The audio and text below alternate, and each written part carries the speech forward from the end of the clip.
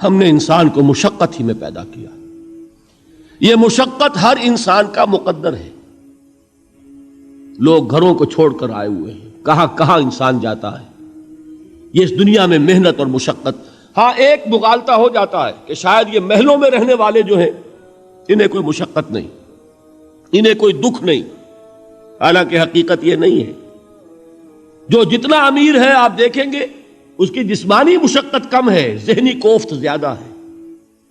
ٹرینکولائزرز کی انہیں ضرورت پڑتی ہے، انہیں سیڈیٹیوز چاہیے. خواب آور دوائیں مزدور کو نہیں کبھی ضرورت پڑے گی. وہ 8 گھنٹے کی محنت کرنے کے بعد ایسا سوتا ہے کہ وہ صبح ہی کی خبر لے گا.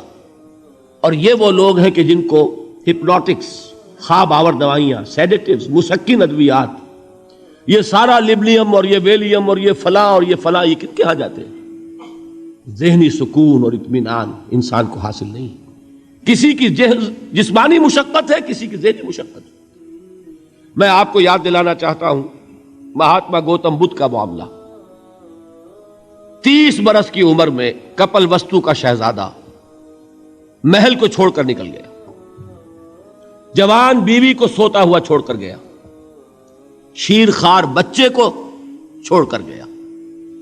راجدھانی میں رہنے والا محل کا باسی، جسے یہ معلوم ہے کہ باپ کے بعد مجھے یہ سلطنت ملنے والی ہے، کیوں گیا؟ کبھی کبھی آپ نے سوچا؟ اس نے انسان کے غم اور دکھ کا مشاہدہ کیا. اس نے دیکھا کوئی اندھا ہے، ٹھوکر کھا کر گر رہا ہے. کوئی والدین کھڑے ہوئے رو رہے ہیں اور ان کی نگاہوں کے سامنے ان کا نہایت محبوب بچہ دم توڑ رہا ہے اور وہ کچھ نہیں کر سکتے. اس نے سوچا یہ صدمہ کیوں ہے انسان کے، یہ دکھ اس کا مقدر کیوں ہے؟ اس صدمے سے، اس دکھ سے نجات پانے کی بھی کوئی شکل ہے کہ نہیں ہے؟ انسانوں کی ایک عظیم اکثریت، شاہ ولی اللہ دہلوی رحمۃ اللہ علیہ کے الفاظ ہیں کہ وہ لدو اونٹ اور کولو کا بیل بن کر زندگی بسر کرتی ہے.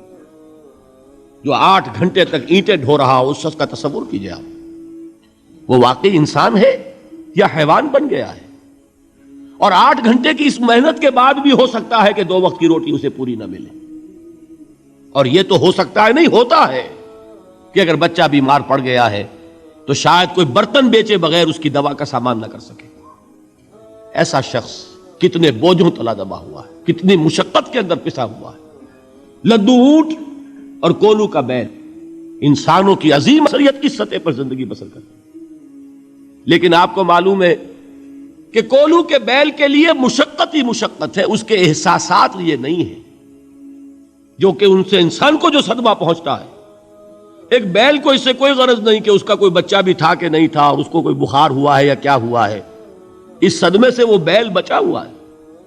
گھوڑے کو کوئی پتہ نہیں کہ میرا بھی کوئی اولاد میری ہے یا نہیں ہے، اور مجھے اس کا کوئی صدمہ ہے یا دکھ ہے، کوئی پتہ نہیں. لیکن انسان کا معاملہ یہ ہے کہ والدین کو جو جو دکھ دیکھنے پڑتے ہیں اپنے بچوں کے لیے، اپنی اولاد کے لیے. رات کی نیند ہے حرام ہے اس لیے کہ بچہ بخار میں تپ رہا ہے یا درد سے تڑپ رہا ہے، لہذا نہ ماں سو سکتی ہے نہ باپ سو سکتا ہے.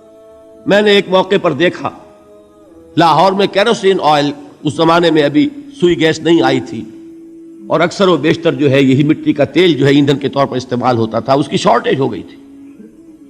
تو کئی فرلانگ لمبی قطاریں لگتی تھی ان دکانوں کے باہر، ڈپو کے باہر. اور ایسے ایسے منظر بھی کہ ایک خاتون برقع پوش، ایک گود میں بچے کو لیے ہوئے، ایک کی انگلی پکڑے ہوئے، بوتل ہاتھ میں لیے ہوئے تیل کے لیے، اور کئی گھنٹے کھڑی ہے دکان پر. یہ مشقت انسان جھیلتا ہے کہ نہیں؟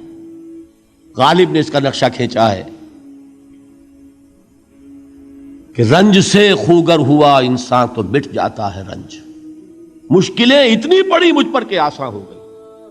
ہم بھول جاتے ہیں، ورنہ واقعہ یہ کہ قلب حساس ہو اگر، اور قید حیات و بند غم اصل میں دونوں ایک ہیں. موت سے پہلے آدمی غم سے نجات پائے کیوں. اچھا یہ تو ہوا لقد خلقنا الانسان فی کبد. حیوانات کا معاملہ ایک اور اعتبار سے آسان ہے. ان سے کوئی محاسبہ بھی ہے کیا؟ کوئی جواب دہی بھی ہے؟ کوئی ان کو اللہ کے حضور میں کھڑے ہو کر اپنے اعمال کا حساب بھی دینا ہے؟ نہیں. انسان کی یہ ٹریجڈی ہے، یہ المیہ ہے انسان کا. اس کو بھی قرآن مجید کی ایک سورت میں قسمیں کھا کر اذا السماء انشقت، اس کے بعد کیا فرمایا؟ یا ایھا الانسان انک کادح الی ربک کدحا فملاقیہ، اے انسان تیرا المیہ، تیری ٹریجڈی اس سے کہیں بڑھ کر ہے. تجھے صدمے پر صدمے جھیلتے ہوئے، مشقت پر مشقت برداشت کرتے ہوئے ایک روز اپنے رب کے حضور میں بھی کھڑا ہونا ہے، جواب دہی بھی کرنی ہے.